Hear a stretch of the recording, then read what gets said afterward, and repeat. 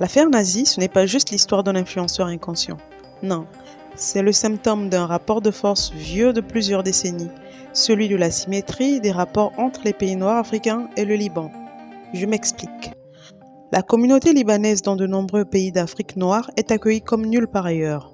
On leur ouvre les bras, on leur donne des opportunités économiques, ils construisent leurs affaires, prospèrent et se marient même sur place.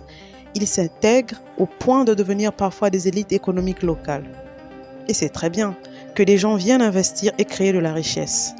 Sauf que cette richesse est majoritairement rapatriée vers le Liban. Mais ça, on en parle prochainement. Imaginez un Africain noir qui s'installe au Liban, réussit à bâtir un empire commercial, épouse une Libanaise de bonne famille et prospère sur des générations. C'est possible, mais sur Netflix. L'Afrique noire, c'est un peu la maison du bon voisin. À force de donner avec le sourire, les étrangers se sentent si à l'aise qu'ils se permettent tout et n'importe quoi jusqu'à faire chanter tout un président.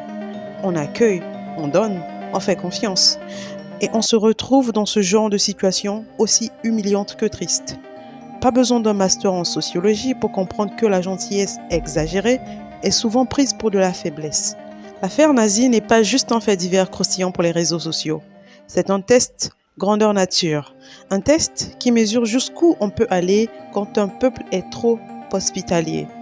Mais oublie de poser des limites. Parce que oui, l'hospitalité est une force. Mais son cadre de respect clair bien établi, c'est la cour du roi Péto. Et vous, quel est votre avis sur cette affaire?